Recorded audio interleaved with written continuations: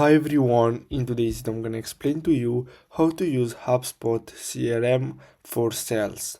So basically what you're gonna have to do is simply go to hubspot.com and then you're gonna have to simply click on get started free, and then here you're gonna have to simply create your account, which is completely free. Now if we go to pricing, we can see the different plans that they have.